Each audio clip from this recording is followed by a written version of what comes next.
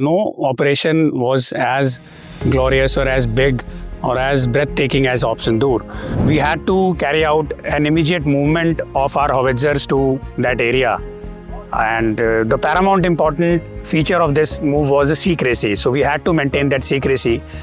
And this had never been done before. But yes, Vir Chakra, the third highest gallantry award of the country, is a very big honor and a pride. And I take pride every day in it. To die for one's country, to give your life in the line of duty while safeguarding your nation is, I think, one of the most courageous and most important thing a man can do.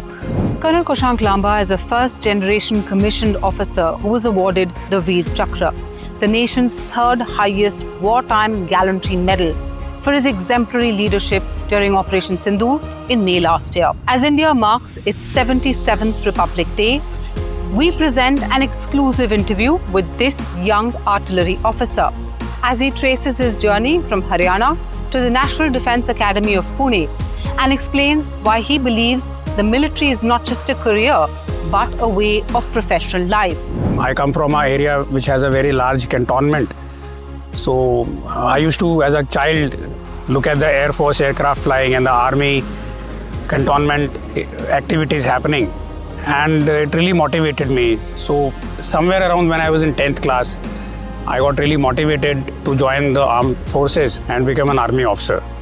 So by the time I reached my 11th and 12th class, I was pretty much aware about how should I enter the armed forces, what all entrance examinations I need to carry out, and so on and so forth.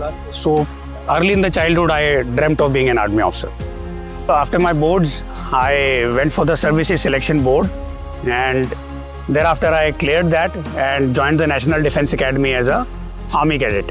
Okay, so the training is pretty rigorous. Training is more or less focused about, first it is to shape you from a young boy to a war-ready man, and then inculcate all the necessary qualities which are required to become an officer in the Indian Armed Forces, which include the mannerisms, which include the leadership qualities, which include the tactical sense. So all this is part of the training, which is a wholesome package which takes about 4 years for a guy to become an armed forces officer.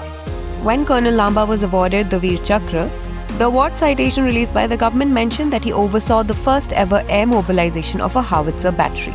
It was transported across sectors on short notice to deliver immediate fire support. We were quite far away from the operational area where we were intended to be deployed. And we had to carry out an immediate movement of our howitzers to that area. And the paramount important feature of this move was the secrecy. So we had to maintain that secrecy, and this had never been done before. So we were able to mobilize our unit, take it to the operational area in record time, maintain the secrecy as we did it. Thereafter, went to that area, selected what are the most suitable areas for deployment. Thereafter, analyzed the targets and assisted in the target analysis and acquisition. And thereafter, we brought out effective fire on those terror targets and were able to decimate a number of targets which were occupied by the terrorists at those times. So the mood was very, very Josh type, like we say in the army. The personnel were geared up to go. We had trained for this moment throughout entire our lives. We were ready to perform. There were a lot of josh, lot of confidence in our drills, in our battle procedures, and the boys were very well ready. A lot of stresses were there for boys at that time and personally, but those stresses were very well overcome by our trust in our training and confidence. So the stresses, the pressures, everything combined, it was overall an environment of josh, and we had some realization in our mind that we are going to be doing something very, very josh type, and we are going to make our country proud.